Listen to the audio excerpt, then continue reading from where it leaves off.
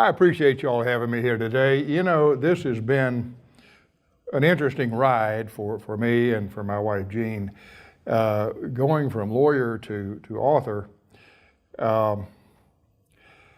As Joe said, I practiced law here for 38 years, and I retired 8 years ago and started writing just before I retired, and found a whole new lifestyle and a new love, I guess. I had always wanted to write, and when I started slowing my practice down, my wife Jean said, "You talked about this all these years.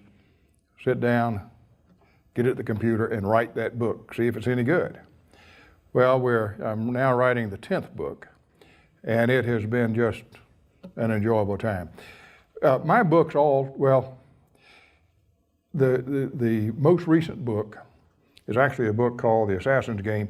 That is the first book in a whole new series I'm writing, and that book takes place in Europe. It has a protagonist who is a U.S. government agent who, in that first book, in the first chapter, the wife of the NATO commander is kidnapped by some pretty bad guys, and the book has a lot of spy, thriller kind of aspects of it in Europe. But the other 8 books, and in the 9th book, the book I'm writing now, are all in a series, the Matt Royal series. Matt Royal is the protagonist in all of those books. They take place primarily on Longboat Key.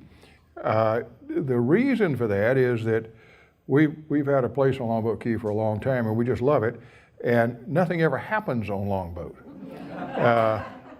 So I thought it would be fun to kill some people over there. And I'm careful not to kill anybody that doesn't really deserve it. So a friend of mine is on a sheriff's advisory board, and he was at a meeting not too long ago with the then chief of police of Longboat Key, and he said to the chief, "I am really sorry to hear about all that crime wave you're having out there on Longboat." And the chief said, "Crime wave? I mean, we have a couple of burglaries a year. I mean, we've got the best crime. Nobody comes over the bridge and does anything to us." "What are you talking about?" And my friend said, "Well, you know, the murders." And he said, "We haven't had a murder in 20 years. "What are you talking about?" He said, "Well, you know, that Mr. Griffin writes about those." The chief said, "Oh, him." But thankfully, we got a new chief now. In my books, there is a chief named Bill Lester who is based very closely on a good friend of mine who was chief of police up until he retired 4, 5, 6 years ago. And in those books, you will find a lot of people that are real people on Longboat Key. Matt is a lawyer, but he's not really, these are not really courtroom dramas. The first one is Longboat Blues. I thought I got that out of my system. I'd write a trial book about solving the mystery during a trial. And now I'm writing the 9th in that series, and my publisher wanted me to take the character back to the courtroom. So I've done that, and actually I'm having a good time writing it. As I was just telling somebody, the nice thing about writing these courtroom scenes is I kind of feel like I'm back in the courtroom, except when I make a mistake, I just go back and edit it out. You couldn't do that in real life.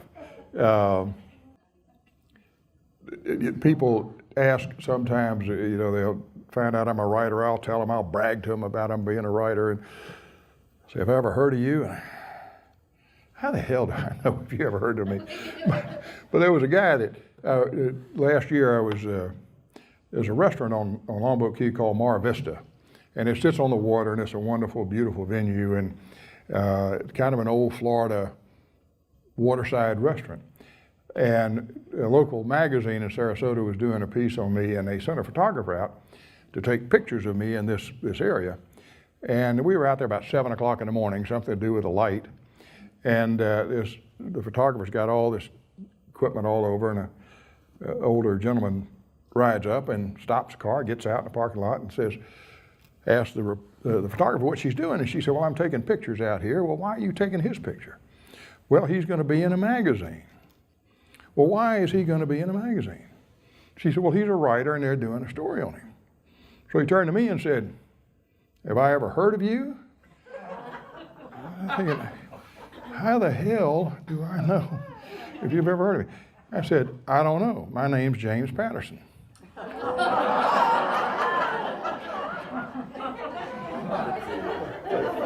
He thought about that for a minute, shook his head, said, "Nope, never heard of you." So I stopped feeling too bad about that sort of thing. The books are murder mysteries. A lot of the murders take place off stage. I stay away from the gore. I mean, if somebody gets killed, it's usually a shot through the head. They're dead immediately. We don't have them hanging around coughing up blood and stuff like that generally. There's no sex in the books. Jean won't let me write that. She says that I'm supposed to write about things I know a little bit about.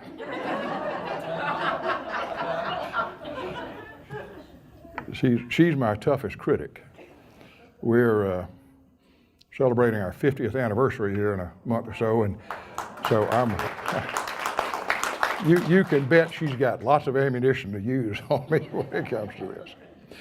But the books have been a lot of fun writing. This has just been it's like a dream come true. I enjoyed the practice of law. I really did.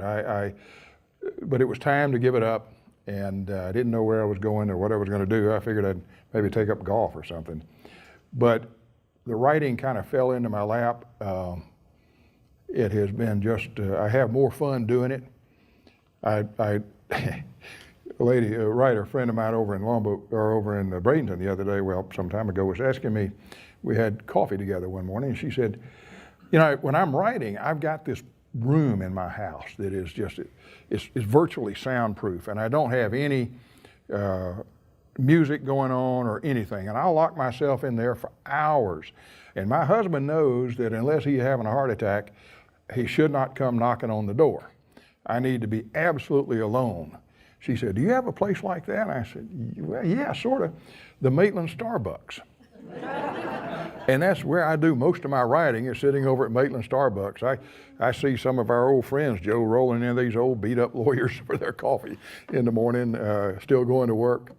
But I enjoy getting out of the house and going over there in the morning and sitting down with a cup of coffee and writing for 2 or 3 hours. And don't do it every day. People ask a lot if this is something you do every day, and no, it's not. I'm not disciplined in that. I had to be pretty disciplined practicing law, and I don't have to be in this one. You know what happens, I think, is all of those characters become real people. And part of that is because there's some real people in a lot of these characters that I write about, people I've known. Matt Royal is in some respects an alter ego of mine. He's tall and thin and handsome and and young but he gets to ruminate as he's going through life about a lot of things going on in Florida. I've lived in Florida now most of my life, and there are a lot of things that I don't like about what's happening in Florida. The hour it took me to drive from Maitland down I-4 this afternoon as an example. And so Matt gets to talk about that and think about it and ruminate a little bit, and the change in the practice of law that I saw in this town over the years go from a very fine profession to really just another business. Well, look, I have really enjoyed this, folks. Been great being with y'all.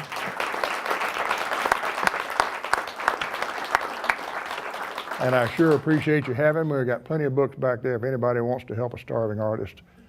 Come on back. Thanks, Joe.